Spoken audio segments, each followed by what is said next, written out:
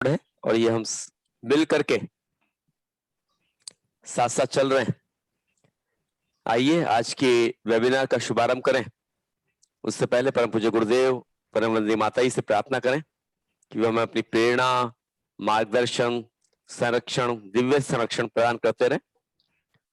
ओम गुरु ब्रह्मा गुरु विष्णु गुरुरेव महेश्वरः गुरुरेव परब्रह्मा तस्मै श्री गुरुवे नमः।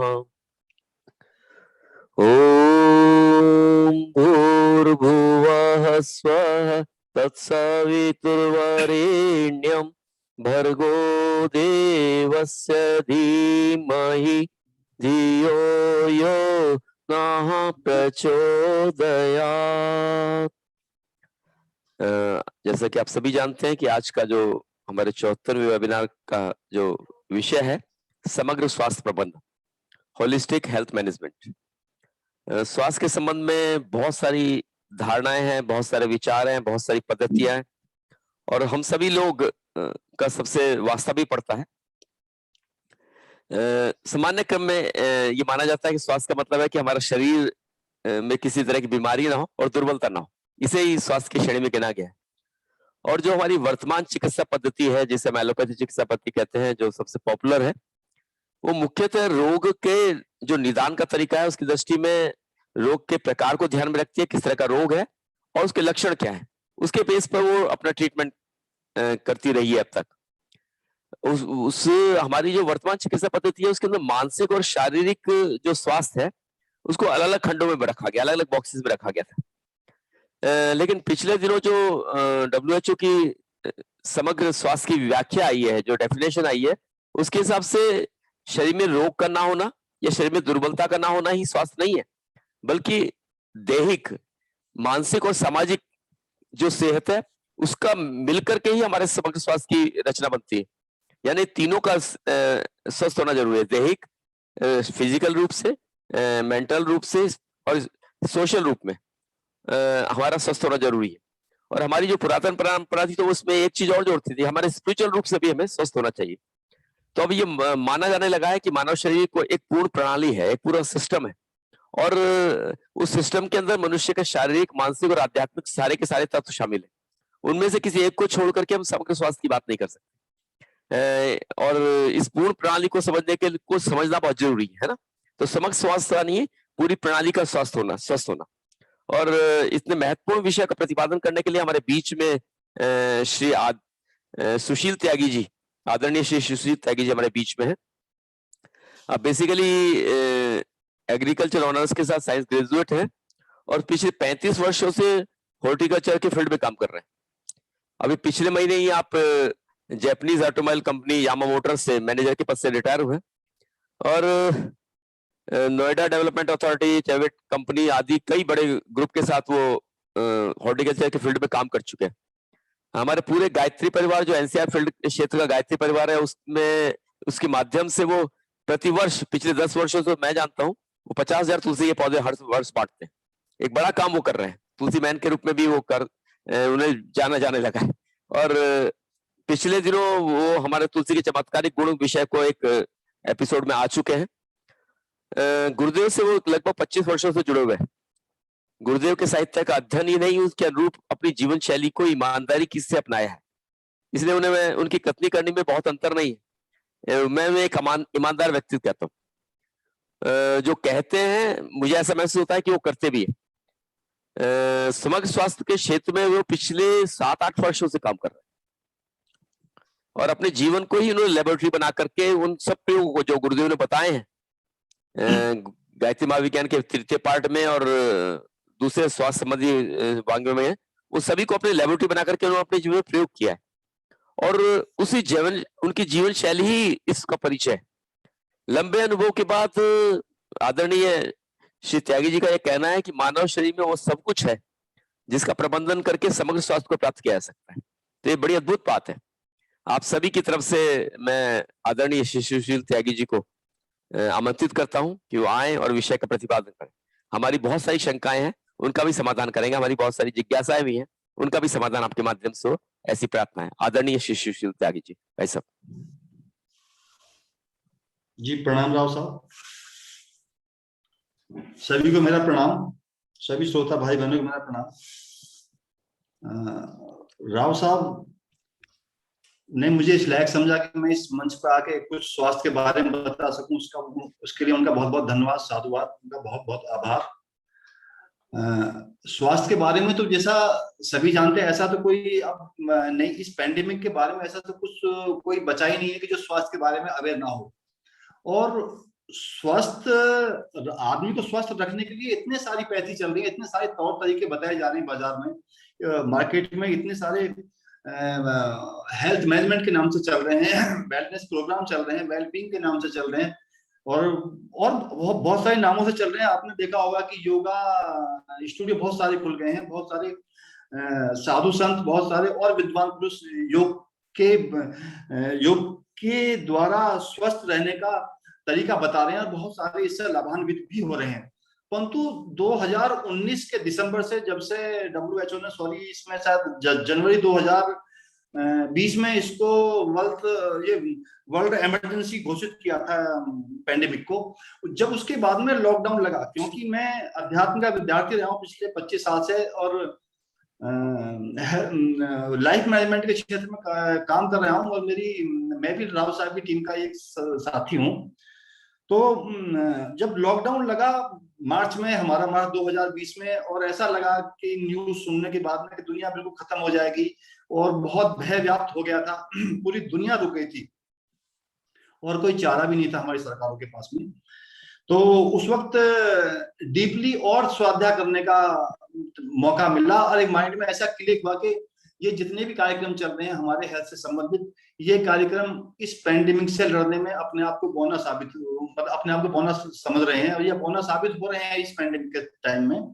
तो फिर एक माइंड में ऐसा क्लिक आया कि जिस पथ पर हम चल रहे हैं, साधना के पथ पे हम चल रहे हैं, उसमें एक ऐसा पैकेज भी है कि यदि उसको हम कट करके उसको पेस्ट कर दें यहाँ पे लाके, तो वो एक अचूक है, मतलब वो रामबाण है।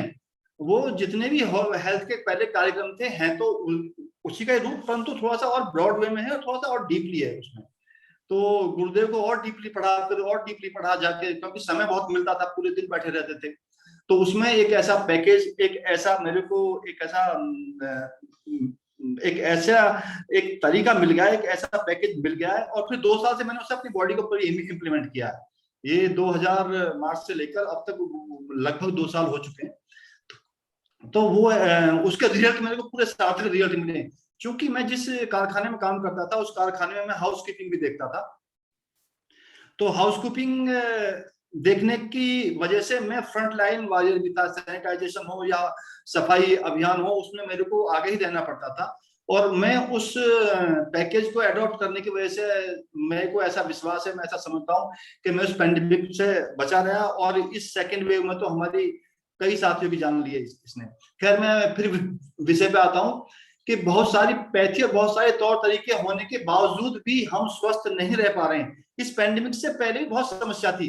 इस पैंडेमिक से पहले बहुत सारी डिजीज ऐसी थी, जैसे हाई ब्लड प्रेशर है और आपका डायबिटीज है, इसको लोगों ने एक फैशन समझ लिया था, या ये मानकर हम बैठ चुके थे कि ये मेंटेन्ड डिजीज है, ये खत्म नहीं होने वाली, और बात भी ठीक है कि इसकी दवाई पूरी जिंदगी खानी पड़ेगी। तो ऐसा सब समझते थे, और स्थिति ये हो गई थी कि जैसे उस एक 2 लाइनों का वो कहा जाता है कि मरीज इश्क पर रहमत खुदा की, मर्ज बढ़ता गया जो दवा की, वही हालत हो गई थी हमारी। इतने सारे रोग आए थे, एलोपैथी, होम्योपैथी, आयुर्वेद, उनसे लड़ने में अपने आप को बौना साबित, मतलब बौना समझ रहे थे, कारण कुछ भी रहा हो। जैसे आदरणीय जैसे आदरणीय राव साहब ने अभी बताया था कि WHO कहता है कि शरीर में बीमारी और कमजोरी का ना होना ही स्वास्थ्य नहीं है। तो ये WHO हेल्थ की डेफिनेशन दे रहा है, परंतु जब WHO से होलिस्टिक हेल्थ की बात करते हैं तो वो इसमें एक वर्ड और जोड़ देता है सोशल के बाद में, स्पिरिचुअल। और जब उसका हम हिंदी वर्जन देखते हैं तो स्पिरिचुअल के बाद में उन्होंने एक बौद्धिक इंटेलेक्चुअल वर्ड और जोड़ दिया हिंदी में। उन्होंने होलिस्टिक हेल्थ को उन्होंने इतना बड़ा बना दिया है। अब WHO की डेफिनेशन के बाद में ये जब माइंड में आया कि हमारे महान ऋषियों ने तो भी तो कुछ कहा होगा, जब उपनिषद में जाके हम घुसते हैं या परम पूज्य गुरुदेव के साहित्य में जाके हम डीपली घुसते हैं, गायत्री महाविज्ञान का जो पार्ट 3 है वो पूरा गायत्री का प्रैक्टिकल पार्ट है। जब उसमें जाके हम घुसते हैं तो उसमें देखते हैं कितना जबरदस्त पैकेज है कि उस पैकेज से तो ये जो ओमिक्रॉन या जीका वायरस या कोई और भी वेव्स आ रही है या और भी कोई वर्जन आ रहा है वो भी हम पे असर नहीं डाल पाएगा। और क्योंकि मैंने एक एमएनसी में काम किया, मैं भी काफी बिजी रहता था, कल्चर एमएनसी का ऐसा था, तो उसमें काम करने के बावजूद मैंने उसे अडॉप्ट किया और ये भी देखा है कि यदि हम जीवन का बिजी शेड्यूल में से 60-70 मिनट का टाइम हम निकाल पाएंगे तो हम आने वाले टाइम में जो एक संभावना व्यक्त की जा रही है कि दुर्गति और भी ज्यादा होनी है, हम उससे 100% बच जाएंगे, ऐसा मेरा विश्वास है। और उसी रोड मैप को मैं आपसे शेयर करने का प्रयास करूंगा। तो उसमें कुछ डिक्शनरी चेंज थोड़ी सी हो सकती है, तो जो कोई ऐसा वर्ड हो, हाल तो सभी विद्वान बैठे हुए हैं तो उसको मैं और सरलीकरण करने का प्रयास करूंगा जितना मेरे को हो पाएगा। बाकी राव साहब बैठे हुए वो और सरलीकरण कर सकते हैं उसका। तो जो WHO कह रहा है फिजिकल, वो फिजिकल को भी लेके चला है। जैसे फिजिकल हेल्थ को ही हमने सब कुछ मान लिया है, जनरली हम सभी मिलकर फिजिकल के बारे में ज्यादा चिंतित रहते हैं, ये हो गया तो ऐसा कर लेंगे, ये हो गया तो ऐसा कर लेंगे, वो खा लेंगे, वो पी लेंगे। तो अब एक मत से ये स्वीकार करने लगे हैं सभी, चाहे मॉडर्न मेडिकल साइंस है चाहे हमारी स्पिरिचुअल साइंस है, कि फिजिकल को केवल फिजिकल पर ध्यान देकर स्वस्थ नहीं रखा जा सकता, उसके लिए हमें और बहुत कुछ करना पड़ेगा। तो अब यदि अच्छा, इसको इस तरह से हम समझ सकते हैं कि जैसे बहुत सी ऐसी पर्सनैलिटी हमारे सामने हैं आज भी और इतिहास में हो चुकी हैं कि जिनका जो बॉडी था वो हैंडीकैप था, मतलब वो अपंग थे, उसके बावजूद भी उन्होंने इस दुनिया में इतने अच्छे काम किए हैं कि जो पूर्ण स्वस्थ अपने आप को समझते हैं वो उस बारे में सोच भी नहीं सकते हैं। जैसे सुधा चंद्रन है, सुधा चंद्रन का नाम मैं अक्सर लेता हूँ, वो भरतनाट्यम की बहुत बड़ी एक कलाकार है, उनकी मूवी भी काफी आई है। उसके बाद में रविंद्र जैन को आप सभी जानते होंगे, वो जीवन से अंधे थे, उसके बाद भी देखो संगीत पे कितना अच्छा कमांड था उनका। और डॉक्टर रोशन जहां शेख हैं, एक मुंबई की मेरे ख्याल से 25-30 साल की लड़की है, उनके बारे में आप पढ़ सकते हैं। उन्होंने तो कितना संघर्ष किया है, दोनों टांगे नहीं है उनके। अरुणिमा सिन्हा है जो दुनिया की सारी ऊंची चोटियों पर चढ़ चुकी है, उनके भी एक टांग में प्रॉब्लम है। और तो और अल्बर्ट आइंस्टीन को आप यदि पढ़ेंगे तो उनको देंगे, उनको भी एक याददाश्त की बहुत बड़ी प्रॉब्लम थी उनको भी। स्टेफन विलियम हॉकिंस को तो आपने अभी देखा, 2-3 साल पहले उनकी डेथ हुई है, बिल्कुल वो अपंग थे, एक चेयर पे बैठे रहते थे और ब्लैक होल के बारे में वो थ्योरी वो देके चले गए कि अभी तक वैज्ञानिकों को वो अचंभित किए हुए हैं। एक रॉबर्ट सेबास्टियन एटकिंसन है, जिनको आप मिस्टर बीन के नाम से जानते हैं, वो अक्सर दिखाई देते रहते हैं, उनकी मूवी आती रहती है, इसमें वीडियो मैंने भी देखी है उनकी फेसबुक पे। तो मिस्टर बीन के नाम से वो उन्हें स्पीकिंग डिसऑर्डर है। तो और बहुत सारी पर्सनैलिटियां हैं, आदिगुरु शंकराचार्य हैं, आपने हमारे आप देखें तो इतिहास में अष्टावक्र जी हुए हैं। इनको सभी को बताने का मेरा उद्देश्य केवल इतना ही है कि इनके पास फिजिकल बॉडी नहीं थी, मतलब फिजिकल बॉडी पूर्ण नहीं थी, स्वस्थ नहीं थी, उसके बावजूद भी इन्होंने दुनिया में बहुत मार्के काम किए, बहुत अच्छे काम किए। तो एक एग्जाम्पल मैं ये दूंगा कि मेरे एक मित्र हैं आर्य समाजी, वो जब कभी उनसे डिस्कशन होता तो उन्होंने एक बात बताई थी एक बार कि जब स्वामी ये महर्षि दयानंद ब्रजानंद जी के यहाँ, अपने गुरुजी के यहाँ शिक्षा ग्रहण कर रहे थे, गुरुकुल में रह रहे थे, तो जब गुरुजी ने उनकी प्रतिभा देखी तो उन्होंने कहा था कि तेरे को ये पाखंड का खंडन करना है, और जब तू समाज में जाएगा तो तेरे को गालियां भी देंगे लोग और तेरे को और समथिंग प्रताड़ित भी करेंगे, तेरे को जहर भी खाने को दिया जा सकता है। तो वो सज्जन मेरे को ये बता रहे थे कि महर्षि दयानंद को उनके गुरुदेव ने गुरुकुल के अंदर ही कॉपर सल्फेट नीला थोथा खाने की आदत डाल दी थी और वो उसे पचा भी गए थे, परंतु दुर्भाग्य से उनको जब शीशा दिया गया तो वो नहीं पचा पाए और वो शरीर के बाहर निकलना शुरू हो गया था। तो ये बात कहने का मेरा मतलब ये है कि बॉडी में हम बॉडी को जिस तरह हम ट्यून करना चाहेंगे उस तरह ट्यून हो जाएगी, ऐसा मेरा विश्वास है। और ऋषियों ने, अब मैं दोबारा अपने स्क्रिप्चर की बात पाता हूँ, ऋषियों ने जो इसको कहा है, जैसे WHO spiritual, WHO physical body की बात करा, तो हमारे ऋषियों ने इस फिजिकल बॉडी को दो पार्टों में तोड़ दिया है। फिजिकल तो है ही, फिजिकल के साथ साथ एक इथरिक बॉडी और उन्होंने इसमें शामिल कर दी है। मतलब वो और डीपली गए, जैसे एक बच्चा इंटर में या हाई स्कूल में बायोलॉजी पढ़े और एक बच्चा बायोलॉजी से MSc कर ले, तो दोनों की ज्ञान में बहुत अंतर होगा। वो MSc वाला बहुत डीपली गया होगा उस सब्जेक्ट में, तो हमारे ऋषि इससे भी आगे आगे गए हैं।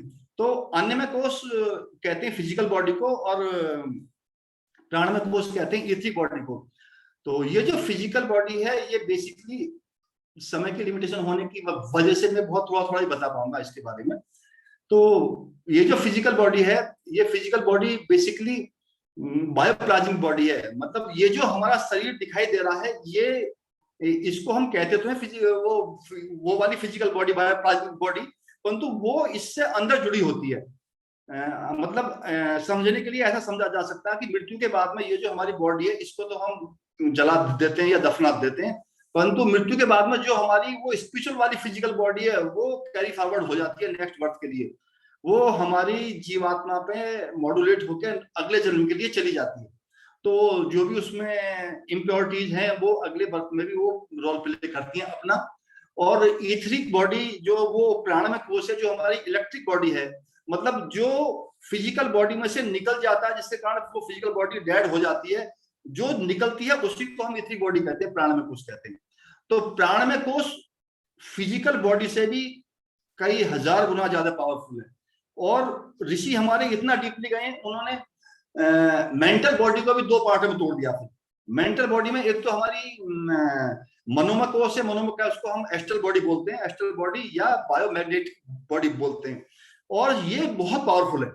और उसके बाद में उसको तोड़ा है कॉस्मिक बॉडी में। कॉस्मिक बॉडी को विज्ञान में कोश कहते हैं, या फिर वो neuro humoral secretions, medical science के पॉइंट ऑफ व्यू से देखा तो उसे न्यूरो ह्यूमरल सीक्रेशंस हम कह सकते हैं, परंतु गुरुदेव ने यही नाम दिया है। और जो हमारी स्पिरिचुअल बॉडी, जिस स्पिरिचुअल बॉडी की बात करता है WHO, वो स्पिरिचुअल बॉडी को हमारे ऋषियों ने कॉजल बॉडी कहा था, जिसे आनंदमय कोश कहते हैं। और आनंदमय कोश में यदि हम पहुंच जाते हैं, या कोई भी आदमी वहां तक पहुंच जाता है, तो दुनिया का कोई भी वायरस, दुनिया का कोई भी बैक्टीरिया, दुनिया कोई भी डिजीज बिल्कुल आदमी के ऊपर काम नहीं करेगी। खैर ये तो एक बहुत लंबी बात होगी, परंतु मैं और अच्छा एक बॉडी और बच गई, सोशल बॉडी का जो जिक्र करता है WHO।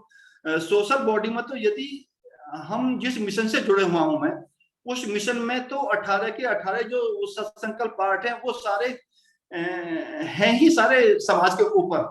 और उनमें से जो सीरियल नंबर 5 और 6 हैं, वो तो बिल्कुल समाज के लिए, मतलब उसमें तो समाज का जिक्र भी किया है। गुरुदेव ने कहा कि हम अपने आप को समाज का एक अभिन्न अंग मानेंगे और सबके हित में अपना हित समझेंगे। और 6 नंबर पे बोला गया कि मर्यादाओं को पालेंगे, वर्जनाओं से बचेंगे, और जो मर्यादा पालेंगे, वर्जनाओं से बचेंगे, नागरिक कर्तव्यों का पालन करेंगे तथा समाज निष्ठ बने रहेंगे। तो फिजिकल, मेंटल, स्पिरिचुअल और सोशल बॉडी में हमने सारी को पहले से कवर किया हुआ है। हमारे महान ऋषियों ने सारी को कवर किया हुआ है। तो अब मैं फिजिकल बॉडी के ऊपर आता हूं। फिजिकल बॉडी को परम पूज्य गुरुदेव कहते हैं कि यदि हम फिजिकल बॉडी को प्योर कर लेंगे, फिजिकल बॉडी पे हम काम कर लेंगे थोड़ा सा, फिजिकल बॉडी के लिए जो उन्होंने 4 उपाय बताए, उन उपायों पे हम काम कर लेंगे, तो हमको 3 लाभ हाथों हाथ मिलेंगे। बिल्कुल आप यदि हम आज से करना शुरू करें, तो कल से वो लाभ हमें फील होने भी शुरू हो जाएंगे। पहला लाभ है, क्योंकि कॉमर्शियल युग है, तो इसमें बगैर फायदे के कोई कुछ करने वाला, मतलब हमारा माइंड इस तरह ट्यून हो गया कि बगैर फायदा सोचे हम कोई काम बहुत मन से करने वाले नहीं है। तो पहला फायदा आता है कि यदि हम फिजिकल बॉडी को प्योर करेंगे तो हम निरोग हो जाएंगे, सबसे पहला फायदा। दूसरा फायदा है कि दीर्घ जीवन हो जाएगा, हमारा लॉन्गेविटी आ जाएगी हमारे जीवन में, हम लंबी उम्र जिएंगे। और तीसरा सबसे अच्छा है चिड़ियापन, यूथफुलनेस हमेशा रहेगी हमारे अंदर। ये 3 लाभ हाथों हाथ मिलेंगे यदि हम फिजिकल बॉडी पर काम करना शुरू करें। उसके लिए उपाय भी बहुत आसान है। उसके लिए उपाय है, आसन है, उपवास है। उपवास में ही अब जोड़ दिया है आहार शुद्धि, और तत्व शुद्धि है, और तपश्चर्या है। ये 4 उसके उपाय हैं, 4 प्रैक्टिस है। तपश्चर्या या तत्व शुद्धि नाम से, स्पिरिचुअल नाम से डरने की बिल्कुल जरूरत नहीं है। ये इतने सरल हैं, ये इतने सरल हैं कि अपने जीवन में हर आदमी आज के टाइम में बिजी लाइफ में कर सकता है उनको। मैंने अपने ऊपर किया है, तो आप भी सभी आराम से कर सकते हैं। ऐसा नहीं है कि ये नहीं हो पाएंगे। तो ये हमारे फिजिकल बॉडी को प्योर करने के, फिजिकल बॉडी को का आवरण हटाने के, या फिजिकल बॉडी में जो रोग घुस गए उनको हटाने के ये 4 उपाय हैं। अच्छा, एक बात मैं और शेयर करनी चाहूंगा कि यदि हम एक बार ये डीपली देख लें कि कोई भी हमको रोग होता है, तो हम यदि उसका एक बार विश्लेषण करें, हम एक बार उसके बारे में सोचें कि ये रोग हमें हुआ क्यों है, तो उसके मेरे को लगता है केवल 5 कारण, मैंने तो खूब सोचा है, वो केवल 5 कारण उसके नजर आते हैं। एक तो ये कि हमने पहले टाइम खाना क्या खाया था, कि हमने कोई भोजन में ऐसी चीज तो नहीं ले ली कि जो हमें पच ना पाई हो, और या उसका साइड इफेक्ट हमारे ऊपर आ गया हो, हम बीमार हो गए। दूसरे आता है कि मल निष्कासन हुआ या नहीं, जो वेस्ट है वो हमारी बॉडी से बाहर निकल गया या नहीं निकला। और तीसरा है कि हमने समुचित आराम भी किया या नहीं। यदि हम काम में लगे रहे कंटिन्यूअस और आराम नहीं कर पाए, तो भी बीमारी घेर लेती है हमको। और चौथा है कि हम एक्सरसाइज कर रहे हैं या नहीं, पर्टिकुलर उस बॉडी की उस पार्ट की व्यायाम हुआ या नहीं हुआ जिस पार्ट में बीमारी घुसी आके। और यदि इन चारों के ठीक होने के बावजूद भी बीमारी आ जाती है, तो ये समझ लेना चाहिए कि हमारे स्क्रिप्चर में एक वर्ड आता है प्रारब्ध, वो हमारे कर्मों का फल है, वो प्रारब्ध है, उससे हमें भोग लेने में ही भलाई है। और भोग लेने में भलाई है, और उसको बहुत जल्दी, बहुत थोड़े दिनों में चलता भी कर देना चाहिए भोगने के बाद में, वरना वो स्थायी निवास बना के बैठ जाएगा, तो हमें उसको स्थायी निवास बना के नहीं बैठने देना है। तो जो पहला वाला उपाय है, जो पहले वाला टूल है, राव साहब, हेलो हेलो, जी भाई साहब, आवाज आ रही है, बहुत अच्छी आवाज आ रही आवाज आ रही? मेरी स्पीड ज्यादा तो नहीं है कुछ? है। नहीं नहीं नहीं नहीं, एकदम बढ़िया, बहुत बढ़िया। तो जो पहले वाला टूल है, मैं अब उसके ऊपर आता हूं। जो पहले वाला टूल है आसन। योग आसन के बारे में सभी जानते हैं, सभी परिजन भली भांति जानते होंगे। योग आसन का कॉन्सेप्ट हो सकता है बहुत कम भाई बहन समझ पाते हो, तो मैं थोड़ा सा कॉन्सेप्ट उसके बारे में बता देता हूँ। योग आसन जो तुड़ने मुड़ने वाले आसन है, विभिन्न मुद्राओं में जो हम तुड़ते मुड़ते हैं, ये पतंजलि के टाइम में नहीं थे। पतंजलि साहब के टाइम में तो केवल बैठने वाले आसन थे, जैसे अपना पद्मासन है, अपना सिद्धासन है, या वज्रासन है। उसके बाद में बॉडी डिग्रेड होती चली गई, तो और नए नए आसनों की खोज होती चली गई। और आसनों का जो मुख्य उद्देश्य वो है, जब बॉडी के अंदर योग में एक वर्ड यूज हुआ, मर्म बिंदु। जो बॉडी के अंदर मर्म बिंदु होते हैं, उनकी एक्सरसाइज करने के लिए, उन्हें मेंटेन करने के लिए आसनों का उपयोग होता है। वरना एक्सरसाइज तो हम कैसे टुलमुड़ कर लेते हैं, हम और भी जिम में चले जाते हैं, या पहले प्राचीन टाइम में गांव में अखाड़े वगैरह हुआ करते थे, उनमें भी हम चले जाते थे, तो एक्सरसाइज तो वहां भी हो रही है। परंतु आसन क्या करते हैं, वो जो हमारे मर्म बिंदु हैं उनको, उनकी एक्सरसाइज करते हैं और उनको चार्ज करते हैं, उनको मजबूत बनाए रखते हैं। और एक बात और है, योग ये भी कहता है कि हमारे बॉडी के अंदर 2 तरह की लाइट, बिजली काम करिए, 2 तरह करंट काम करता है। उसका नाम दिया उन्होंने हव वहा, एक कब वहा। हव वहा क्या है, हमारे सिर और धड़ के अंदर जो इलेक्ट्रिसिटी काम कर रही है, जो विद्युत काम कर रही है, वो उसका नाम हव वहा है। और जो हमारे हाथ और पैरों में है, वो कब वहा। तो ये 2 तरह की बिजली का जब बैलेंस बिगड़ता है, जब इसमें असंतुलन आ जाता है, तो योग में ये भी कहा गया है कि उसी से हमारी बॉडी के अंदर लकवा या पैरासिस, जो भी बीमारी या आती है इस तरह की, वो उन्हीं के डिसबैलेंस होने से आती है। परम पूज्य गुरुदेव ने आसनों का जो जिक्र किया, अब यदि आसनों पर आए तो हम अब हठ योग संहिता में तो 84 लाख, सॉरी शायद ग्रहण संहिता में जिक्र हुआ 84 लाख आसन का, 84 लाख योनि है। तो 84 लाख आसन तो हम अपने जीवन में उनको पढ़ भी नहीं पाएंगे। 84 लाख के बाद में फिर एक जगह कहीं जिक्र आया है कि 84 आसन कर लेने चाहिए, 84 भी हम नहीं कर पाएंगे। गुरुदेव ने फिजिकल बॉडी को स्वस्थ रखने के लिए, अन्नमय कोश को मजबूत रखने के लिए केवल 8 आसनों का जिक्र किया है। 4 आसन हमारे हाथ और पैरों को मजबूत करते हैं, और 4 आसन हमारे धड़ को मजबूत करते हैं। जो हमारा सर है, या हमारा जो बॉडी का थाइमस या थोरेसिक वाला पार्ट है, इसको मजबूत करते हैं। तो उनमें जो हमारे हाथ पैरों को मजबूत करते हैं, उनमें एक पद्मासन है, सर्वांगासन है, पाद हस्तासन है, और उत्कट आसन है। और जो हमारे इनको उपयोगी नाम से गायत्री महाविज्ञान में इनका जो उल्लेख आया है वो 4 उपयोगी आसन के नाम से आया है। और जो 4 महाप्रभावी आसन है जो पीठ व पेट को मजबूत करते हैं, उनमें भुजंग आसन है, धनुरासन है, मयूरासन है और पश्चिमोत्तानासन है। उसके बाद गुरुदेव ने जिक्र किया है सूर्य नमस्कार का। सूर्य नमस्कार का जिक्र आया है गायत्री महाविज्ञान पार्ट 3 में। सूर्य नमस्कार का जिक्र उस वक्त था जब गुरुदेव ने प्रज्ञा योग नहीं बताया था।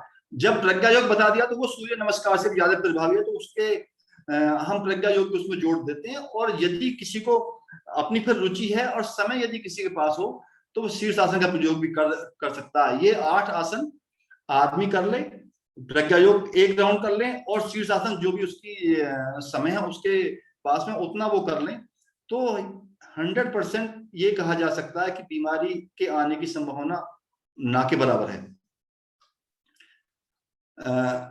आसन, ये जो 8 आसन है, अब उसके बाद में ये यदि समय देखा जाए तो जो परिजन आसन कर रहे हैं, जो एक्सरसाइज करते हैं, उनकी बॉडी के अंदर फ्लेक्सिबिलिटी है, तो उन्हें करने में इनमें केवल 10 से 15 मिनट लेंगे इन आसनों करने में। और जिन्होंने आसन जो नहीं कर रहे हैं अपने जीवन में, उन्होंने एक्सरसाइज को नहीं अपनाया हुआ है, तो उनको पहले फ्लेक्सिबिलिटी लाने में थोड़ा अधिक समय लग सकता है, परंतु जब यूज टू हो जाएंगे, जब प्रैक्टिस में आ जाएंगे, बॉडी में फ्लेक्सिबिलिटी आ जाएगी, तो उनको फिर इतना ही टाइम लगेगा। और हम इतना टाइम आज के गंभीर समय में निकाल सकते हैं अपने आप को स्वस्थ रखने के लिए। आसनों के बाद में अब बारी आती है उपवास की। उपवास से सभी परिचित हैं। उपवास का यदि मोटा अर्थ हम देखें तो उपवास पाचन तंत्र को आराम देता है। मतलब वो पाचन तंत्र रेस्ट मोड में जाएगा तो उसकी काफी कुछ रिकवरी हो जाती है। और बहुत से रोगों का भी शमन करता है उपवास। शक्ति विशेष को अर्जित करने के लिए भी हम उपवास करते हैं, जैसे सोमवार, मंगलवार, बुधवार, दिन के हिसाब से जो उपवास होता है वो उस दिन की विशेष शक्ति को अर्जित करने के लिए भी उपवास रखा जाता है। और पश्चाताप करने के लिए भी उपवास रखते हैं। पश्चाताप करने के लिए चंद्रयान साधना वगैरह है। और सबसे जो हाँ, एक बात और है कि यदि स्पिरिचुअल पॉइंट ऑफ व्यू से देखा जाए तो उपवास हम चेतना को अपने अंदर ग्रहण करने के लिए, चेतना को अपने अंदर खींचने के लिए, अपने अंदर वैक्यूम पैदा करते हैं, वो उपवास के थ्रू होता है। आदरणीय उपाध्याय जी एक बार बता रहे थे, मैंने सुना था उनको, कि हम चेतना में जीने का प्रयास करते हैं, इसलिए भगवान के पास बैठना चाहिए, परंतु यदि पूरा वास नहीं कर पाते भगवान के पास तो हम उपवास तो करें। उन्होंने पौधे का एग्जाम्पल दिया था कि जो पौधा होता है, जब हम उसको प्लांट करते हैं तो वो जमीन से बहुत कम पानी और खाद वगैरह चूसता है, और आप देखोगे 20-25 साल बाद बरगद का ट्री बहुत बड़ा बन जाता है। तो यदि वो पदार्थ में वास करता होता तो वो वहां उतना बड़ा खड्डा हो चुका होता जितनी बड़ी बॉडी उसकी है, परंतु ऐसा होता नहीं है, वो सारा अपना वातावरण से खींचता है। तो इसलिए हम चेतना को खींचने के लिए अपने अंदर एक वैक्यूम क्रिएट करते हैं, एक वैक्यूम पैदा करते हैं, ताकि चेतना हमारे अंदर आराम से उतर जाए, आकाश तत्व भी हमारे अंदर आराम से आ जाए। अच्छा, परम पूज्य गुरुदेव ने एक और बहुत सटीक बात कही है उपवास के बारे में, कि एक वर्ड यूज किया, उपत्तिकाएं। उपत्तिकाओं का शोधन करता है, उपत्तिकाओं को प्योर करता है, उपत्तिकाओं को मैनेज करता है, रेगुलेट करता है उपवास। अभी उपत्तिकाएं क्या है? उपत्तिकाएं, ऐसा गुरुदेव ने ऐसा जिक्र किया कि उपत्तिकाएं वो हैं जो ऐसा समझा जा सकता है कि जो हमारी बैकबोन है, हमारी बैकबोन में जो 2 वर्टिब्रा है, उनके बीच से जो हमारी नर्व्स निकलती हैं, मतलब वहां से हमारा पेरिफेरल नर्वस सिस्टम स्टार्ट होता है, वहां से जो बहुत सारी नर्व्स निकलती हैं, उनकी सेल बॉडी बाहर आती है। तो जो दोनों साइड में सेल बॉडी बनती चली गई है उनके अंदर न्यूक्लियस है, तो उन सेल बॉडी, एक लेफ्ट साइड वाली इड़ा और राइट साइड वाली पिंगला, जो सेल बॉडी का गैंग्लियन बनता है, जो मोटा बन जाता है, वो एक लेफ्ट साइड वाली इड़ा है और राइट साइड वाली पिंगला है। और वहां से जो एक्सॉन बाहर जा रहे हैं, हर सेल्स में जो उसके तार गए हुए हैं, वहां से वो तार आपस में उलझ जाते हैं। वो क्योंकि इतने बारीक होते हैं कि उन्हें माइक्रोस्कोप से बहुत मुश्किल से देखा जा सकता है, तो आपस में वो उलझ जाते हैं। उलझ के कहीं वो गांठ बना लेते हैं, कहीं वो पैर चलते हैं, उनके मुंह मिल जाते हैं आपस में, कहीं वो हाइड्रा की शेप में चले जाते हैं, और भी बहुत सारे तरीके से वो आपस में उलझ जाते हैं। वो उलझ के जो आकृति बनाते हैं उनको उपत्तिका बोला गया है। और उपत्यका को मेडिकल साइंस नर्व्स क्लस्टर के नाम से कहती तो है दबी जबान में, परंतु वो उसका कोई इलाज नहीं बताती है, ना ही ये कहती है कि रोगों की उत्पत्ति यहां से हो रही है। गुरुदेव ने कहा कि बहुत सारे रोग उपत्यकाओं के द्वारा हमारे शरीर में पैदा होते हैं, और वो जो उपत्यकाएं हैं वो मानसिक और शारीरिक अकर्मों से तो वो उलझती हैं, और अच्छे कर्मों से, सत्कर्मों से वो सुलझ जाती हैं। और उनको इसके अलावा, कर्मों के अलावा जो प्योर करने का जो एक तरीका है वो उपवास है, और उपवास के अलावा वो और किसी शुद्ध नहीं होती है। गुरुदेव ने कहा कि ये उपत्यका इतने आदमी जिंदा है। हाँ, अब एक बात ये आती है जो मैंने शुरू में बताया था कि फिजिकल बॉडी से हमारी बायोप्लाज्मिक बॉडी बंधी हुई है, तो जो बायोप्लाज्मिक बॉडी को फिजिकल बॉडी से बांधे रखते हैं वो ये उपत्यकाएं हैं। जब आदमी की मृत्यु हो जाती है, गुरुदेव कहते हैं कि उसके बाद में एक भी उपत्यका बॉडी के अंदर दिखाई नहीं देती है, ये सारी खुल जाती है, हमारी बायोप्लाज्मिक बॉडी इस फिजिकल बॉडी से निकलकर चली जाती है। तो इन उपत्यकाओं को उपवास के द्वारा शुद्ध किया जाता है, इनको प्योरीफाई किया जाता है। गुरुदेव ने 13-14 उपत्यकाओं का जिक्र भी किया है, और ये भी कहा है कि इनका टेम्परेचर भी अलग होता है हमारी बॉडी से, और ये 96 प्रकार की अभी तक आंकी जा चुकी है। 13 का गुरुदेव ने जिक्र किया ज्ञाति महाविज्ञान पार्ट 3 में, और उनके बारे में बताया भी है कि एक इंदिका नाम की उपत्यका है। इंदिका नाम की उपत्यका क्या करेगी, यदि किसी आदमी में वो बड़ी हुई होगी तो आदमी खटखट करेगा, कहीं एक जगह बैठ नहीं पाएगा, आप उससे कहेंगे हाँ भाई साहब बैठिए, तो वो बैठेगा नहीं, उठ पटांग कुछ करना शुरू कर देगा। इंदिका के अलावा दीपिका है, उसको गुस्सा बहुत ज्यादा आएगा। कपिला है, वो बहुत डरा हुआ होगा, उसको हर जगह डर लगेगा बहुत ज्यादा। मौचिका वाले को भी बहुत ज्यादा उसको एक तरह से लाट टपकेगी उसकी, उसको हाँ, उसको खाने का नाम आप उससे कहेंगे कि ये चलो आज ये खाना चलते, तो उसकी जहां से चलना शुरू करेगा, वहीं से लाट टपकनी शुरू हो जाएगी। तो गुरुदेव ने कहा कि वो मौचिका की अधिकता से है। गुरुदेव ने जिक्र किया एक चंद्रिका। चंद्रिका में क्या है कि यदि आदमी काला भी रंग है उसका, उसके बावजूद भी सुंदर होगा वो, और मतलब आदमी के अंदर सुंदरता, मादकता बढ़ाती है चंद्रिका उपत्यका जो है। पूषा नाम की उपत्यका के बारे में गुरुदेव ने लिखा है कि यदि कोई ब्रह्मचर्य का पालन कर रहा है, काम वासना को कंट्रोल करने के लिए वो संयम बरत रहा है, और उसके अंदर पूषा उपत्यका डोमिनेंट है, पूषा उपत्यकाएं, तो वो किसी भी कीमत पर उसका ब्रह्मचर्य सद नहीं पाएगा, और वो काम वासना की तरफ उसको वो गिराती चली जाएगी। ये पूषा उपत्यका है। आप यावनी है, कपिला है, घुसारवी, अमाया है, असिता है, उद्गीत है, और हिंसा है, युक्त हिंसा है। इनका जिक्र गुरुदेव ने किया है। आप उसमें आराम से गायत्री महाविज्ञान के पार्ट 3 में जाके पढ़ सकते हैं डीपली। और इन उपत्यकाओं का शोधन भी शामक उपवास से गुरुदेव ने बताया है। 5 तरह के उपवास गुरुदेव ने बताए हैं। एक तो पाचक, पाचक के लिए बोला है कि जब हम कहीं कुछ ऐसी चीज खा लेते हैं कि जो गरिष्ठ है और हमारी बॉडी उसे, पाचन तंत्र हमारा आसानी से पचा नहीं पाता है, तो हमें क्या करना चाहिए, हमें नेक्स्ट टाइम खाना नहीं खाना चाहिए, उससे उपवास करना चाहिए। और उसमें जब तक वो हमारा कब्ज पक ना जाए, जब तक वो हमारा पहला खाया पक ना जाए, मतलब पच ना जाए, तब तक हमें नेक्स्ट टाइम नहीं खाना है। उसको गुरुदेव ने नाम दिया पाचक उपवास। दूसरा है शोधक। शोधक में रोगी के लिए ये शोधक उपवास कराया जाता है। अब हमारी समझ में आता है, हमारी माता श्री बचपन में हमको ये शोधक उपवास कराती थी। जब बीमार होते थे तो पानी बॉईल करके जब पिलाती थी। तो गुरुदेव ने भी जिक्र यही किया है कि जब भी कोई आपको डिजीज ना कंट्रोल में आए तो आप शोधक उपवास में हम जा सकते हैं, और बॉईल करने के बाद में पानी को ठंडा करने के बाद में हम उसको पीते रहें। तो शोधक उपवास में ऐसा ही हम करते हैं। काफी इस बात की काफी संभावना है, और काफी मैंने भी इसका बहुत प्रयोग किया है कि काफी डिजीज इससे खत्म हो जाती है। पानी की बात में मैं एक बात और कहना चाहूंगा, क्योंकि मैं जहां पे काम करता था वो EHS सर्टिफाइड कंपनी थी। अभी गुरुदेव ने जिक्र किया है बॉयल पानी का, उबले हुए पानी का।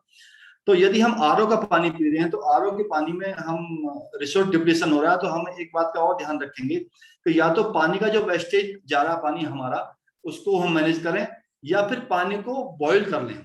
बॉईल करने के बाद में स्टील का फिल्टर आता है, वो चौक कैंडल लगे होते हैं उसके अंदर, उससे छान लें, तो वो RO से भी अच्छा पानी बन जाता है। क्योंकि यहाँ के आसपास के एरिया में इतना TDS नहीं है कि जो RO की हमें जरूरत ही पड़े।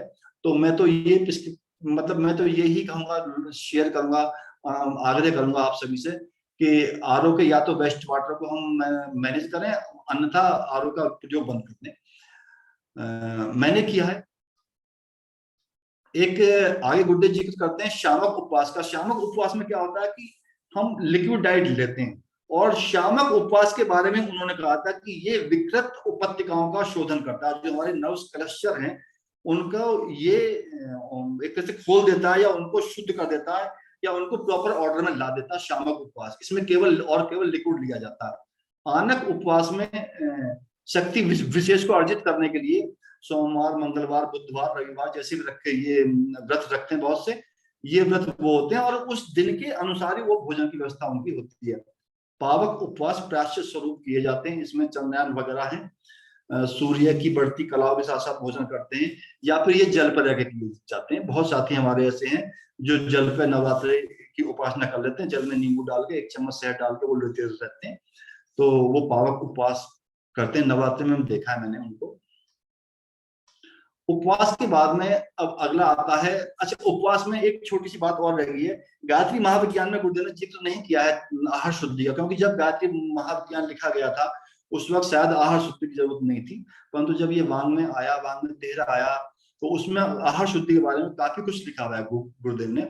आहार शुद्धि में मैं ज्यादा डीपली ना जाए, क्योंकि सभी ज्ञानी पुरुष बैठे हुए हैं, सभी ज्ञानी परिजन बैठे हुए हैं, तो सभी जानते हैं कि आहार के शुद्ध आहार कैसा होता है। हाइजीनिक एक वर्ड 20-25 साल में बहुत सुनने में आया है। हाइजीनिक वर्ड आया है कि इसमें बैक्टीरिया वगैरह ना हो, वायरस ना हो, और अब कुछ टाइम से एक शब्द और भी आना शुरू हो गया, ऑर्गेनिक, जैविक खेती, मतलब जैविक खेती के उत्पाद हम यूज करें। ऋषि हमारे इससे भी बहुत ज्यादा डीपली गए। ऋषियों ने कहा था कि जैसे हम ऐसा समझ सकते हैं जैसे ऑर्गेनिक में इंसेक्टिसाइड पेस्टिसाइड नहीं होता है, और हमारा हाइजीन जो वर्ड यूज किया उसमें बैक्टीरिया वायरस कुछ नहीं होते हैं, ऐसे ही ऋषियों ने कहा था कि हमारी सत्कर्मों की कमाई होनी चाहिए। जैसे बैक्टीरिया या इंसेक्टिसाइड पेस्टिसाइड खाने के अंदर नहीं दिखाई दे रहा हमको नंगी आंखों से, ऐसे दिखाई तो वो हमारी कर्म भी नहीं देते हैं, जो हम बेईमानी से या कहीं से हम चोरी से या हम कहीं से किसी का दिल दुखा कमा कर लाएं तो दिखाई तो वो भी नहीं देगा, परंतु वो संस्कार 100% उसके ऊपर पेस्ट होके आएगा, और वो हम उसको जब खाएंगे, उसको पचाएंगे, तो वो अपना रोल प्ले करेगा, उससे बचा नहीं जा सकता। तो शुद्ध होना चाहिए, सुपाच्य होना चाहिए। और चाणक्य की एक बात गुरुदेव ने कोट की है उसमें, वांग नंबर 13 में उन्होंने कहा कि चाणक्य ने कहा कि दीपक अंधेरा खाता है तो काजल को जन्म देता है, हम जैसा अन्न खाएंगे वैसी हमारी प्रतिक्रिया होगी। कहा कि दीपो भक्षते समथिंग कुछ बोला उन्होंने, यदन में वो संस्कृत वाला श्लोक याद नहीं है, तो चाणक्य साहब ने ऐसा बोला है। और बस आहार शुद्धि के बारे में तो इतना ही काफी है। एक गुरुदेव ने कहा कि हितभुक, ऋतभुक और मितभुक, हम जो बॉडी को अच्छा हो, हमारी बॉडी को जो स्वस्थ रखे ऐसा खाएं, हम ऋतु के अनुसार खाएं, हम कम खाएं, हम बहुत ज्यादा ना खाएं। यदि हम सात्विक भोजन भी कर रहे हैं, हम फलाहार भी ले रहे हैं, हम इस पे हैं लिक्विड वाली डाइट पे हैं, तब भी हम ओवर डाइट ना खाएं। ओवर डाइट हम खाएंगे तो शरीर को नुकसान ही देगा, वो फायदा के स्थान पे नुकसान हो जाएगा। अगला जो टूल है हमारा, तीसरा उपाय है, तीसरी जो प्रैक्टिस गुरुदेव ने बताई, वो तत्व शुद्धि है। इतना तो सभी जानते हैं कि ये जो संसार है सारा, जो भी हम नंगी आंखों से देख रहे हैं, वो सारा 5 तत्वों से बना हुआ है। हमारी बॉडी भी उसमें से एक है, वो 5 तत्वों से बना हुआ है। और आदि गुरु शंकराचार्य ने तो ये भी बोला था, मतलब उसका जिक्र, आदि गुरु शंकराचार्य जी का जिक्र किया है गुरुदेव ने, कि इन 5 तत्वों के कम ज्यादा होने से ही प्रकृति में परिवर्तन होते रहते हैं। कि जैसे उन्होंने उदाहरण दिया बादल का, जैसे बादल को आप देखेंगे तो कभी उसमें एक चित्र बन जाएगा रीछ का, कभी शेर का बन जाएगा, कभी हाथी का बन जाएगा, कभी कुछ बन जाएगा। तो ऐसे ही 5 तत्वों के रेशो में परिवर्तन आने से, उनके संतुलन में परिवर्तन आने से ही ये संसार बना हुआ है। और ऐसे ही उनके परिवर्तन आने से ये डेड मतलब चेंज होते रहती है इसमें आकृति प्रकृति। तो इन 5 तत्वों को हमको शुद्ध रखना है, और शुद्ध रखने के लिए अब आयुर्वेद को यदि हम देखें तो आयुर्वेद केवल पित्त वात कफ पे काम कर रहा है, 3 चीजों पे काम करता है आयुर्वेद। कफ का मतलब जल है, पित्त का अग्नि है, और वात का तो वायु ही है। अब 2 तत्व बचते हैं हमारे, आकाश और पृथ्वी। आकाश इस फिजिकल बॉडी से अलग है, इसलिए उस पर आयुर्वेद की पहुंच नहीं है, और इस फिजिकल बॉडी पर उसका कोई डायरेक्ट सीधा प्रभाव नहीं है आकाश का। और पृथ्वी तत्व से तो हमारी बॉडी बनी है, इसलिए पृथ्वी तत्व रोग का कारण नहीं हो सकता। हाँ, पृथ्वी तत्व से एक बात है, लंबा, ठिगना, मोटा, पतला, सुंदर, कुरूप हो सकता है आदमी, परंतु उस वो रोगी नहीं हो सकता। अब जैसे आयुर्वेद कहता है कि जल की कमी से हमारा जलोदर हो जाता है, पेचिश हो जाती है, संगनी, बहुमूत्र, प्रमेह, स्वपन दोष और भांति भांति की बीमारी जल की कमी से होते हैं। अग्नि से फोड़े फुंसी होते हैं, चेचक है, ज्वर है, रक्त हैजा और भी काफी बीमारी आयुर्वेद बताता है कि वो अग्नि की कमी से हो जाती है। वायु से गठिया, लकवा, दर्द है, ऑर्थराइटिस वगैरह जो सारी बीमारी हैं, ये हमारे वात रोग हैं। अब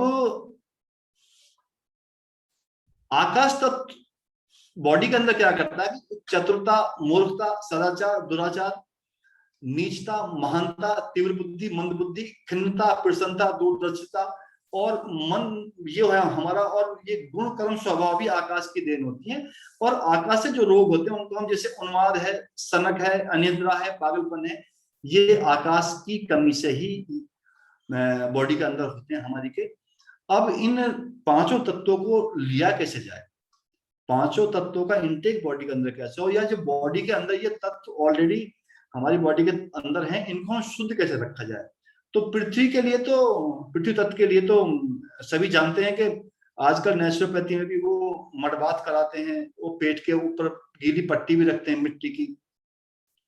और मैं गांव का जिक्र करूंगा कि गांव के अंदर जब हम रहते थे बचपन में, तो गांव में तो शौच आदि आने के बाद में मिट्टी से हाथ साफ किए जाते थे, बर्तन भी मिट्टी से हम साफ करते थे।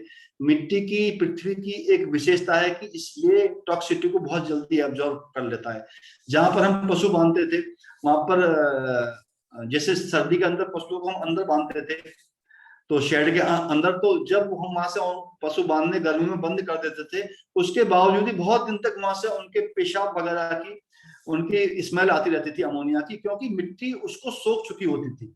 इसलिए मिट्टी जो तीर्थ क्षेत्र है हमारे, वो तीर्थ क्षेत्र वहां पर आध्यात्मिक ऊर्जा को सोखे रहती है वहां की पृथ्वी। और इसलिए अध्यात्म वहां तीर्थ क्षेत्रों में जाते आपने देखा होगा कि हम सब नंगे पैरी जाते हैं, और ताकि वहां का हम उन संस्कारों का लाभ ले सकें। तो ये बात बताने का मेरा उद्देश्य ये था कि पृथ्वी संस्कारों को सोख लेती है, इसलिए हम मडबात से, पृथ्वी स्नान, मिट्टी स्नान से अपने बॉडी में पृथ्वी तत्व को शुद्ध रख सकते हैं। और जो अंदर के रोग हैं, जैसे स्किन संबंधित काफी रोग मडबात से ठीक हो जाते हैं। मडबात जब भी जिसका जैसा मौका लगे वैसा मतलब कर लिया करें, अपनी आवश्यकता अनुसार करें जरूर। अब जल तत्व को हम कैसे इंटेक करेंगे? जल में तो हम नहाते ही हैं, ऊषापान करते हैं। नहाती दफे हम एक बात का ध्यान रखें कि एक जल के अंदर विद्युत है, उसका नाम गुरुदेव ने दिया विशिवा। आपने सभी ने महसूस किया होगा कि जब भी हम नहा लेते हैं तो हम एक तरह से चार्ज हो जाते हैं, चाहे हम कितने बीमार हों, कितने थके हुए हों, एक बार जब हम नहाएंगे तो एक तरह से चार्ज हो जाएंगे, स्फूर्ति हमारे अंदर आ जाएगी। वो गुरुदेव ने कहा कि वो विशिवा का ही कमाल है। और एक जर्मन के नेचुरोपैथ हुए डॉक्टर लुइक ने, उनका जिक्र भी गुरुदेव ने किया है। उन्होंने जल चिकित्सा पे बहुत काम किया है। यदि किसी परिजन को और डीपली जानकारी देनी हो तो आप डॉक्टर लुइक ने की बुक्स हैं, नेट पे जाकर कहीं पढ़ सकते हैं। अगला तत्व है अग्नि। अग्नि तत्व को लेने के लिए, या बॉडी के अंदर जो अग्नि तत्व है उसको प्योरीफाई करने के लिए या उसको रेगुलेट करने के लिए हमें सनबाथ करना ही चाहिए। आज के जीवन स्टाइल में, आज के लाइफ स्टाइल में हम बाहर निकलना बंद हो गया हमारा। ज्यादातर हम अंदर इंडोर में रहते हैं, और या तो एसी में रहते हैं या पंखा में रहते हैं, मतलब सन बाथ हमारा हो नहीं पाता है। बचपन में तो हम खूब जाके वहां गाँव में खूब घूमते थे, तो मैंने अपनी बॉडी के ऊपर इसका खूब प्रयोग किया है। लंच के बाद में जो हमारी फील्ड में साथी काम करते रहते थे, मैं उनके पास जाए खूब खड़ा होता था, चाहे भले मई जून का महीना है, आपका सर्दी का महीना है। और मैं एक बात और शेयर करनी चाहूंगा, मैंने एक एक्सपेरिमेंट बॉडी पर ये भी किया, काफी लंबे टाइम तक किया था, कि लंच से पहले मैं जिस ऑफिस में बैठता था उसमें तो सेंट्रलाइज एसी था, उसे बंद नहीं किया जा सकता था, परंतु लंच के बाद कभी मैंने पंखा या एसी नहीं चलाया। 4 घंटे मैं कंपनी में ऐसे ही बिताता था। तो मैं पीपल का बाग लगा लिया, तुलसी का बाग मेरे पास में था। मैं तो एक रिसर्च में जा रहा था, तो वहां पे जाके मैंने देखा कि जो पंकज गुरुदेव ने कहा है कि उसका रिजल्ट ऐसे मिलना है, ऐसा करने का, उससे कहीं कहीं ज्यादा ही रिजल्ट मिला मेरे को। तो मैं आप सभी लोगों से इन बातों को इसलिए शेयर कर रहा हूँ, मतलब ठोक बजा के, कि मैंने अपनी बॉडी के ऊपर ये प्रयोग किए हैं। और आपके सामने हूँ मैं, अभी आपके सामने बैठा हूँ। मेरे कुछ साथी ऐसे भी हैं, हो सकता है वो मेरी कंपनी वाले भी जुड़े हुए हैं, तो इसमें ऐसा कुछ भी नहीं है कि मैं हवा में कोई बात बता रहा हूँ आपको। अब अगला जो तत्व आता है, अच्छा, भीगे बदन पे सूर्य की किरणें लेने से जो एक वो थी ना, नहाने के बाद में सूर्य को अर्घ देते थे हम, उसमें गुरुदेव ने जिक्र किया कि अल्फा एंड अल्ट्रा वायलेट किरणें भीगे बदन पे आसानी से खिंच जाती हैं। यदि हम तौलिए से साफ करने के बाद में और सन बाथ लें बॉडी के अंदर, तो जो अग्नि तत्व की जो विटामिन डी की कमी डॉक्टर बताते हैं वो एकदम दूर हो जाएगी। विटामिन डी की गोली खाने की कोई भी जरूरत नहीं पड़ेगी। और गुरुदेव ने ये भी कहा कि रविवार का उपवास यदि हम रखें तो काफी हद तक सूर्य की जो स्पेशल किरणें वो हमारी बॉडी के अंदर चली जाती है, क्योंकि संडे के दिन सातों रंग की किरणें आती हैं धरती पे। और यदि हम उपवास रख के अपने अंदर हम वही वैक्यूम क्रिएट कर लेंगे तो ऑटोमेटिक खिंचती चली जाएंगी। आगे आता वायु। वायु के लिए तो अब बड़ा टिपिकल हो गया एनसीआर में, तो अब प्राणायाम करते बड़ा बड़ा डर लगता है, क्योंकि इसका जो स्तर है बहुत खतरनाक स्तर तक चला गया है। तो मैं एक साइंटिस्ट से बात कर रहा था, तो उन्होंने कहा था कि आप प्राणायाम सीधे ना करके इनहेल, मतलब नाक से इनहेल ना करें, आप मेंटली किया करें। अब बात तो उनकी ठीक थी, परंतु इसकी प्रैक्टिस हर आदमी को बहुत आसानी से नहीं हो पाती है। तो मैंने एक तरीका ये निकाला कि मेरी पड़ोसी भी यहाँ में गया था, तो उनके यहाँ एक मशीन चल रही थी रूम के अंदर। मैंने कहा ये क्या है जी? बोले ये एयर प्योरीफायर है। तो मैंने उनसे पूछा ये कर देता प्योर? ये कर देता है प्योर, उन्होंने बोला।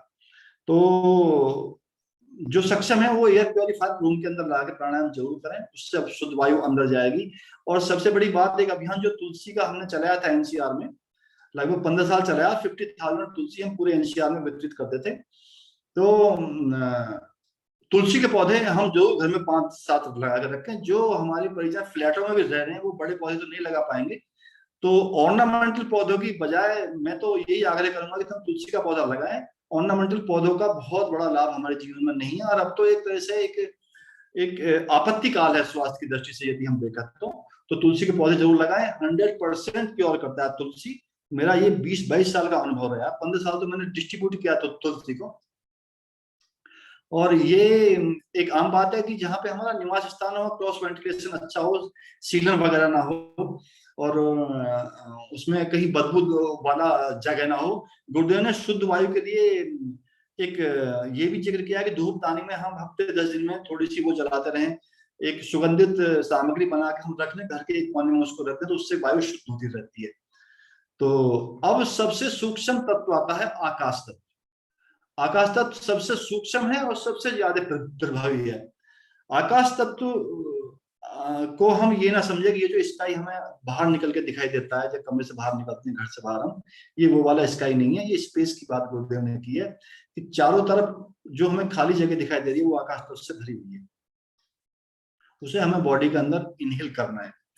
तो अब बॉडी के अंदर हम ऐसे कैसे इनहेल करें? इस आकाश तत्व के अंदर वेव्स चलती हैं, किरणें दौड़ती हैं, और 4 तरह की मेन किरणें दौड़ती हैं, मेन वेव्स हैं। पहली वाली है बैखरी, मैं मुझसे बोल रहा हूँ, आप कानों से सुन रहे हैं। दूसरी वाली है मध्यमा, जो बॉडी लैंग्वेज मैंने ऐसे किया, ऐसे ऐसे ऐसे किया, मैंने ऐसे मुंह बना दिया, ऐसे हाथ हिला दिया, वो है मध्यमा। और पश्चंती वो है जो हमारे विचारों से कही जा रही है, उससे विचार सुनते हैं। परा एक वाणी वो है जो आत्मा कहती है और आत्मा उसे सुनती है। तो हम अपनी इन चारों वाणियों को शुद्ध रखें, अच्छा बोलें, किसी से बुरा ना बोलें। मध्यमा वाणी तो हमारी बॉडी लैंग्वेज होती है। ये सारी वाणियां एक से एक ज्यादा प्रभावी हैं। बैटरी की लिमिटेशन है, मैं बोलूंगा तो आप तक वो 10-20-50 मीटर तक ही सुन पाएंगे। उसके बाद में मध्यमा जरा दूर से देख सकती हैं आप, यदि आवाज भी नहीं जाएगी तो आंख देख सकती है। विचार तो पूरे कॉस्मोस में हम भेज सकते हैं, और ऐसे ही ये परावाणी है। तो इन वाणियों को हम हर तरह से शुद्ध रखें। और आगे ये हमारा आकाश तत्व समाप्त हुआ, तो हमारा जो तीसरा टूल था, जो तीसरा हमारा तत्व शुद्धि का जो उपाय था वो पूरा हो गया। अब एक उपाय आता है तपश्चर्या। तपश्चर्या के नाम से बिल्कुल डरने की जरूरत नहीं है। तपश्चर्या इतना इजी कर दिया परम पूज्य गुरुदेव ने कि जिसको हम स्वप्न में सोच भी नहीं सकते कि ऐसे भी हो सकता है। तपश्चर्या का मतलब है, जैसे इसमें बोला गया है अथर्ववेद में, दिवम मारह तपसा तपस्वी, ऊंचा वही उठता है जो तपता है। तो ये तो सभी जानते हैं, चाहे हमारा भौतिक जीवन है चाहे आध्यात्मिक जीवन है, कि बगैर तप किए हुए आदमी टारगेट अचीव नहीं कर सकता, एक्सीलेंसी में नहीं जा सकता और ऊंचा नहीं उठ सकता अपने दैनिक जीवन में। तो तपस्या का जो शाब्दिक अर्थ है वैसे तो वो हिटिट करना ही है। तो परम पूज्य गुरुदेव ने 12 तपश्चर्याओं का जिक्र किया है, गायत्री महाविज्ञान पार्ट 3 में भी, वांग नंबर 13 में भी है। तो पहली तपश्चर्या ऐस्वाद है। तो ऐस्वाद में जो स्वाद, गुरुदेव ने कहा कि स्वाद दो चीजों का मेन स्वाद होता है, एक नमक का और एक मीठे का। तो हम जैसे भी हमारे क्या कहेंगे, हमारे जैसे भी हमें अच्छा लगे या जैसे भी हम हमारे कैपेसिटी में हो वैसा हम कर सकते हैं। हम हफ्ते में एक दिन छोड़ सकते हैं, नमक छोड़ सकते हैं। हम हफ्ते में एक दिन मीठा छोड़ सकते हैं। अच्छा, एक दिन के लिए हम पर यदि नहीं छूटता है तो हम आधा दिन के लिए छोड़ सकते हैं। हम एक टाइम बगैर नमक का खाएंगे या बगैर मीठे का खाएंगे। तो आज के टाइम में जो मेन डिजीज है दो, ब्लड प्रेशर एंड डायबिटीज, दोनों में ही ये फायदेमंद होगा। आध्यात्मिक दृष्टिकोण से तो होगा ही होगा। मैं आपको जानकारी के लिए बता देता हूँ कि इससे बॉडी पे कोई इम्पैक्ट आने वाला नहीं है। मेरे को नमक छोड़े हुए 5 साल से ज्यादा हो गए और प्रोसेस शुगर छोड़े हुए मेरे को लगभग 7.5 साल हो गए। तो कोई फर्क नहीं आया। हाँ, बॉडी वेट तो कम हुआ है, परंतु शारीरिक ऊर्जा में, एक्टिविटी में, चेतनता में कोई फर्क नहीं आता है और शार्पनेस आती है। बहुत सारे अनुभव ऐसे हैं कि उनको शब्दावली में शेयर भी नहीं किया जा सकता। उसके बाद में गुरुदेव ने जिक्र किया है कि कर्षण तप का। कर्षण तप में क्या है कि हमको सूर्य उदय से पहले जग जाना चाहिए और जितने मैक्सिमम हम अपने काम खुद कर सकते हैं हमें खुद करना चाहिए। हमें डिपेंडेंसी जो है दूसरे पे, जो हमारा अवलंबन है, वो ना के बराबर होना चाहिए। और सुनने में तो ऐसा भी आता है कि परम पूज्य गुरुदेव ने कभी वंदनीय माता जी से अपने कपड़े तक भी नहीं धुलवाए थे। तो जो युवा हैं, मैं उनसे अक्सर ये बात कहता हूँ कि जो अपने अंडर गारमेंट है उनको तो खुद धुलाई करें, जो स्टूडेंट हैं। और बाकी जो मुझ जैसे बुढ़े हो गए हैं उनको तो ये है जितना मैक्सिमम वो अपना काम खुद कर सकते हैं करें। इससे जीवन में एक नया दृष्टिकोण भी बनेगा और अवलंबन नहीं होगा तो बहुत सारी समस्या जीवन की वैसे भी खत्म हो जाएगी। आगे है तितिक्षा। तितिक्षा का मतलब है कि जो प्रकृति के उतार चढ़ाव हैं, मौसम के उतार चढ़ाव हैं, उन से भी हम खेलने की कोशिश करें। सर्दी है तो थोड़ा ठंडे पानी में नहाने का प्रयास करें और गर्मी है तो थोड़ा सा एसी पंखा वगैरह का प्रयोग थोड़े टाइम के लिए, आधा दिन के लिए, 2 घंटे के लिए ना करें हम। तो जरा बॉडी को एडवर्स कंडीशन में रहने की आदत हो। कुछ ना कुछ हम देखा तो सही कि कितना कितना दुख होता है या कितना कष्ट सहना पड़ता है। तो तितिक्षा के बाद में फिर उपवास। उपवास के बारे में बता दिया ऊपर के उपवास रखना हमको चाहिए। उपवास के बाद में है फिर साधना है। साधना जैसे हम बहुत से भाई बहन हमारे नवरात्रों में करते हैं, 9-9 हजार का एक अनुष्ठान करते हैं। जो गायत्री से नहीं भी जुड़ा हुआ है वो और कोई तरीका अपने प्रोटोकॉल लगा के अपनी मन से और एक बाउंड करके एक पर्टिकुलर टाइम में साधना भी जरूर करें। एक गवकल्प है। गवकल्प का मतलब है कि 100 दिन, 90 दिन तक, गुरुदेव ने 90 दिन जिक्र किया, 90 दिन तक गाय के उत्पाद पर रहना। तो ये अवसर मुझे कभी नहीं मिला, क्योंकि ऐसा कहीं मिल ही नहीं पाया कि जहाँ पे गौ दूध, गौ दधी, छाछ, मट्ठा और आपका पंचगव जो होता है वो मेरे को मिल जाए। हाँ, ये जो होता है कामधेनु अर्क का तो मैंने प्रयोग काफी टाइम तक किया है और उसके रिजल्ट मेरे को बहुत अच्छे मिले। तो यदि कोई कर सकता है तो पंचगाव को आराम से किया जा सकता है। एक प्रदाता तप। प्रदाता तप का मतलब है कि या तो आप पैसा दान करें, आपके पास में यदि धन है धन का आप डोनेट करें, और यदि धन नहीं है तो अपनी जो स्किल है, जो भी स्किल हमारे अंदर है, हम टीचर हैं, हम अध्यापक हैं, हम पहलवान हैं, हम और भी कुछ जो हमारी स्किल है उसको समाज के लिए, या जो गरीब हैं, जो आर्थिक दृष्टिकोण से गरीब हैं, उनको हम डोनेट जरूर करें। और इसको कहते हैं प्रदाता तप। एक है निष्कासन तप। निष्कासन तप वो है कि जो हमसे बहुत बुरे कर्म हो गए हैं, जो हमसे कुकर्म हो गए हैं, जो हमसे किसी से कहते नहीं बन रहा है, तो या तो हम किसी अच्छे अपने मित्र से कह दें, अपने दोस्त से हम कह दें, और यदि नहीं कहा जा सकता, जिस भगवान को हम मानते हैं उस भगवान से हम अवश्य कुछ गुरुदेव से कह दें हम, तो बहुत मन हल्का हो जाता है। निष्कासन तप आपने वहां भी देखा होगा, गिरजाघर में भी होता है, जो चर्च के अंदर एक कॉन्फ्रेंस बॉक्स बना होता है, तो कोई जाता है तो उसमें अंदर खड़ा होकर फादर से अपनी अंतःकरण की बात कह देता है। साधना हो ही गया है। ब्रह्मचर्य, ब्रह्मचर्य के बारे में सभी जानते हैं, ऐसा कोई नहीं है जो ब्रह्मचर्य के बारे में नहीं जानता हो।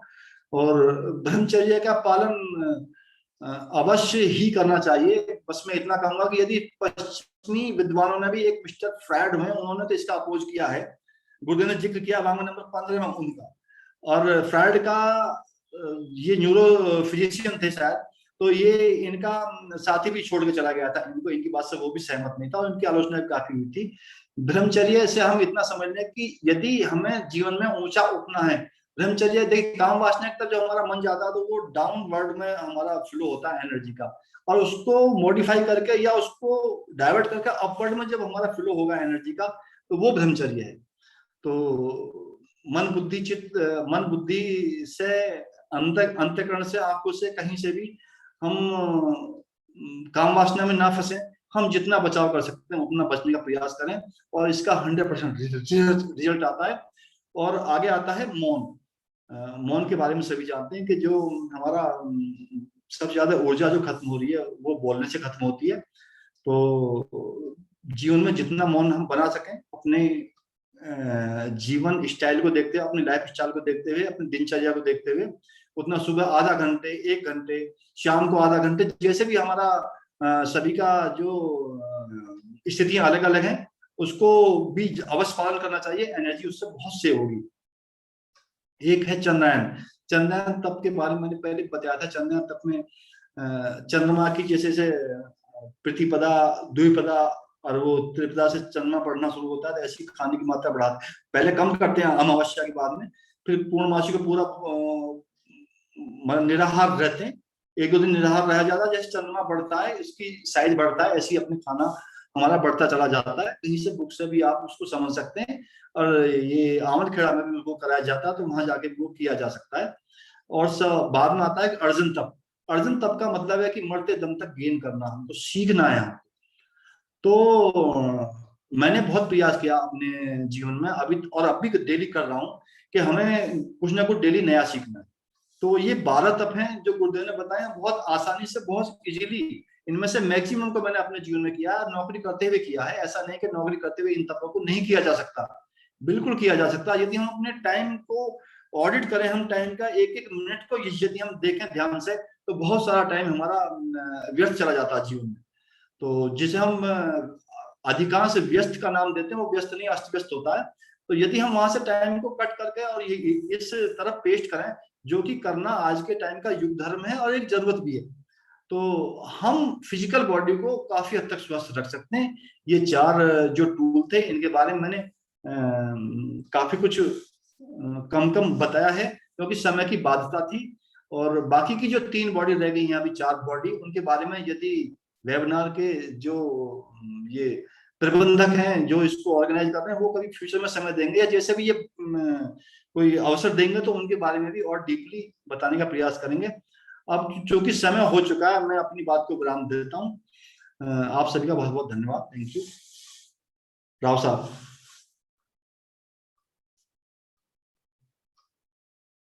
जी राव साहब, हेलो, मेरी आवाज आ रही है? आ रही है भाई राव साहब, साहब, आ रही आ राव रही। साहब, राव साहब रिएक्ट नहीं कर रहे ना, मैंने कभी नहीं हारी। आंसू सब लोग को वो एडमिट वो म्यूट से कर सकते हैं अपने आप? मैं? नहीं, अच्छा, आशु,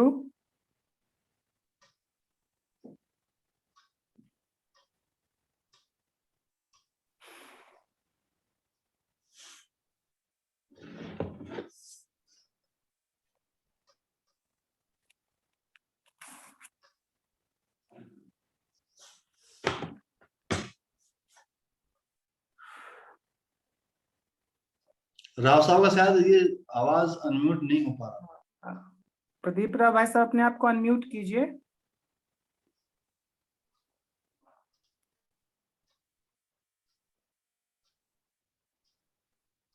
आप बोलिए, अब आप फिर से आप म्यूट हो गए। नहीं नहीं, वो परमिशन दे दी। हाँ ठीक। अच्छा, ठीक ठीक, आप बोलिए भाई साहब।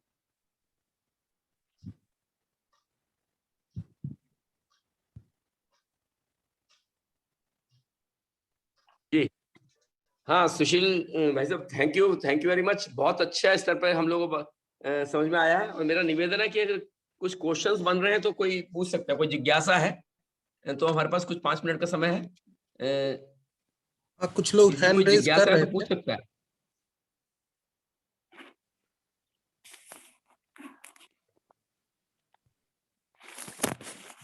सबको अनम्यूट कर दिया गया है, तो सब लोग अपनी कोई जिज्ञासा है तो प्रश्न कर सकते हैं। भाई साहब, अन्नमय कोश की प्रणाम भाई साहब, लोगों बोल रहा हूँ मैं। अन्नमय जी कोश प्रणाम। अन्नमय कोश की शुद्धता सक्रियता के लिए जो प्रोफेशनल्स हैं, मैं खुद भी एक आईटी इंजीनियर हूँ, उनको मिनिमम कितना समय दिया जाना चाहिए और उस समय में उनको क्या करना चाहिए दैनिक, ये आप बता सके तो। सर मैं क्वेश्चन जरा रिपीट करें एक बार। अन्नमय कोश के बारे में आपने बताया और विधियां बताई बहुत, तो दैनिक हमें क्या करना चाहिए, कितना समय हमें मिनिमम देना ही देना है और क्या करना है उस समय के अंदर, वो हम करें ही करें देखिए सर, दैनिक डेली। अन्नमय कोश, प्राणमय कोश